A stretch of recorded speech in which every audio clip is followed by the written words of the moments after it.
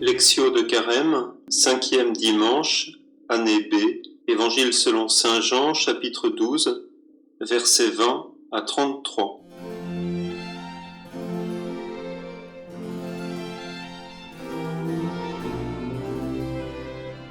Dans l'Évangile selon saint Jean, en ce temps-là, il y avait quelques Grecs parmi ceux qui étaient montés à Jérusalem pour adorer Dieu pendant la fête de la Pâque.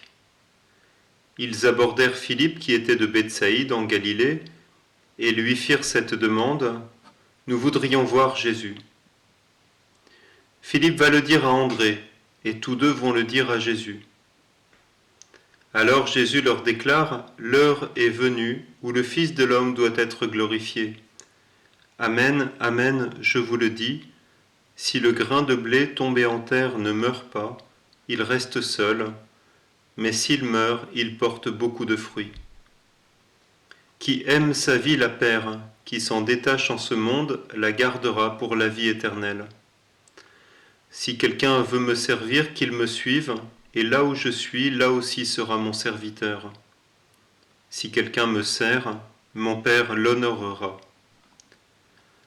Maintenant mon âme est bouleversée, que vais-je dire ? Père, sauve-moi de cette heure ? Mais non, c'est pour cela que je suis parvenu à cette heure. Père, glorifie ton nom.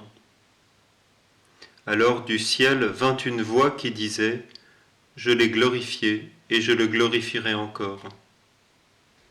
En l'entendant, la foule qui se tenait là disait que c'était un coup de tonnerre.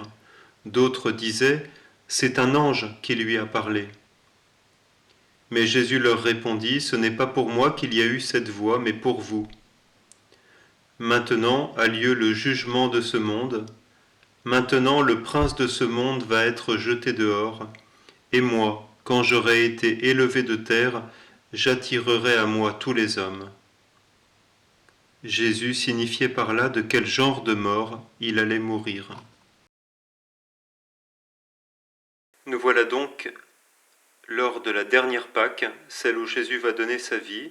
Nous sommes à Jérusalem et on peut dire que l'heure pour Jésus est arrivée. On verra dans un instant ce que c'est que cette heure. Nous sommes donc dans les préparatifs de la fête de Pâques. Il y a beaucoup de monde à Jérusalem et il y a notamment des Grecs, c'est-à-dire des Juifs de la diaspora, qui sont loin d'Israël, mais qui viennent pour la fête de la Pâque. Ils abordent Philippe, Philippe va le dire à André, et tous deux vont dire à Jésus que ces Grecs veulent le voir. C'est très intéressant dans l'évangile de Saint Jean, ça se passe toujours comme ça. Il y a des personnes qui vont voir d'autres personnes, qui conduisent les premières personnes à Jésus. Et c'est une invitation aussi à regarder nos relations, à regarder nos amitiés, à regarder comment nous pouvons parler à d'autres de Jésus, à regarder comment nous pouvons nous-mêmes être conduits à Jésus par d'autres. En tout cas, c'est très important ces relations interpersonnelles. On ne rentre pas en relation avec Jésus tout seul. On a besoin de la médiation et Dieu compte sur les médiations humaines pour que les hommes aillent à lui. Jésus parle de son heure, il dit « L'heure est venue où le Fils de l'homme doit être glorifié ». La première fois qu'il en avait parlé, c'était à Cana, au tout début de l'Évangile, 3 ans en avant. Et il avait dit à Marie « Mon heure n'est pas encore venue ». Donc, depuis le début de sa vie publique, Jésus a en tête, il vise cette heure, c'est-à-dire ce moment où il donnera sa vie, ce moment où toute sa mission se récapitulera, s'accomplira. L'heure est venue où le Fils de l'homme doit être glorifié. Jésus parle de l'heure, il parle de la gloire pour parler de sa mort et de sa résurrection. Vous voyez d'ailleurs, il parle d'abord de sa résurrection. L'heure est venue où le Fils de l'homme doit être glorifié, c'est-à-dire donner sa vie et recevoir une vie plus grande en retour. Amen, amen, je vous le dis, continue Jésus, si le grain de blé tombé en terre ne meurt pas, il reste seul, mais s'il meurt, il porte beaucoup de fruits. C'est peut-être un des passages qu'on connaît le plus de l'Évangile, en tout cas, un des passages qui dit le plus ce que c'est que de vivre à la manière de Jésus, ce que c'est que la fécondité à la manière de l'Évangile.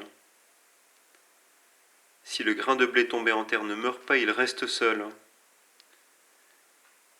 Et dans d'autres endroits, dans d'autres évangiles, Jésus dit des choses semblables. Dans le Concile Vatican II, il y a cette très belle phrase « L'homme ne se trouve pleinement qu'à travers le don désintéressé de lui-même ». La mort de Jésus sur la croix, elle est le signe de toutes les morts par lesquelles on est invité à passer, morts volontaires, pour vivre, pour porter du fruit.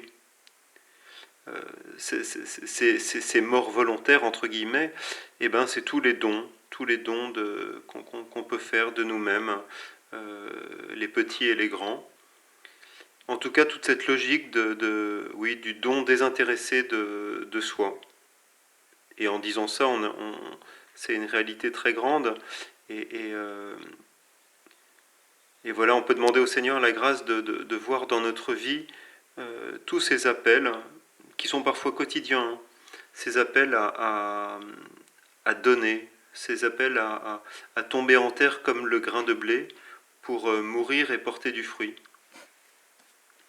Alors il y a cette phrase ensuite qui parfois peut nous heurter, qui aime sa vie la perd, dans le langage de Jésus et aussi dans la façon de parler des Juifs. Évidemment que ce n'est pas un reproche à ceux qui aiment la vie, mais c'est plutôt aimer la vie plus que la vraie vie.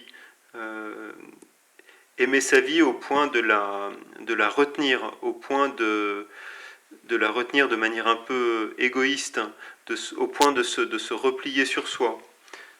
C'est un peu ça l'idée de Jésus. C'est dit de manière un peu forte, qui aime sa vie la perd, qui s'en détache, c'est-à-dire qui accepte de ne plus se posséder lui-même, de ne plus s'appartenir à lui-même. J'aime beaucoup répéter, réentendre ce qu'on entend dans la liturgie du mariage. Je me donne à toi, disent les époux l'un à l'autre. C'est ça. Je me donne à toi, c'est-à-dire je te donne ce que je suis. Et à mon avis, c'est ça ce que veut dire Jésus, qui aime sa vie la perd, c'est-à-dire celui qui la garde pour lui, celui qui s'en détache, c'est-à-dire qui la donne, et de manière désintéressée, en fait la garde, reçoit une vie encore plus grande. Ensuite, on a une invitation de Jésus à le suivre, c'est-à-dire à faire comme lui, à le servir. Il nous appelle aussi un peu plus tard ses amis. Je ne vous appelle plus serviteur mais ami. Voilà, on est à la fois ça, à la fois serviteur, à la fois ami. Et ensuite, on a un passage où Jésus laisse entrevoir un peu sa détresse. Il n'y a pas le passage du mont des Oliviers, de l'agonie à Gethsémani dans l'évangile de Saint Jean. Du moins, je ne crois pas.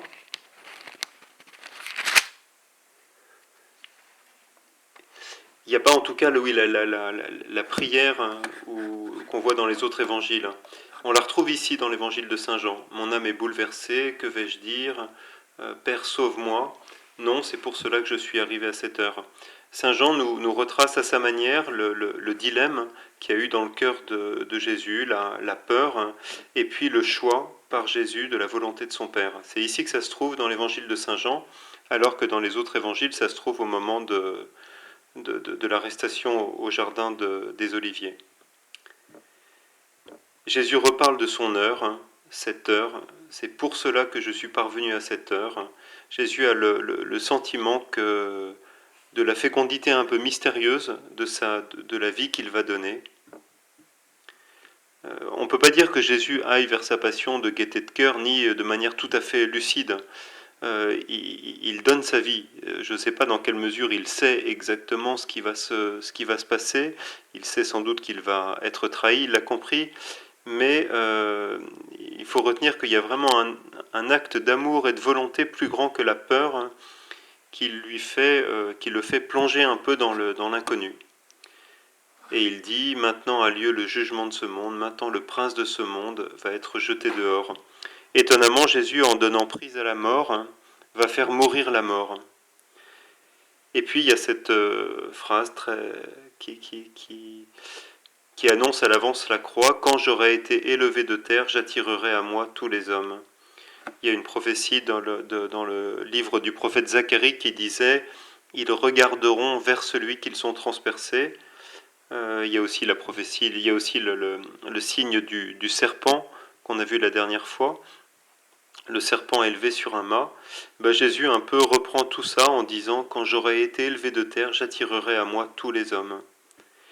Et c'est étonnant parce que nous qui sommes en 2021, nous continuons à être attirés par Jésus sur la croix, à être attirés par par le symbole un peu contradictoire, paradoxal, de cette mort qui donne la vie.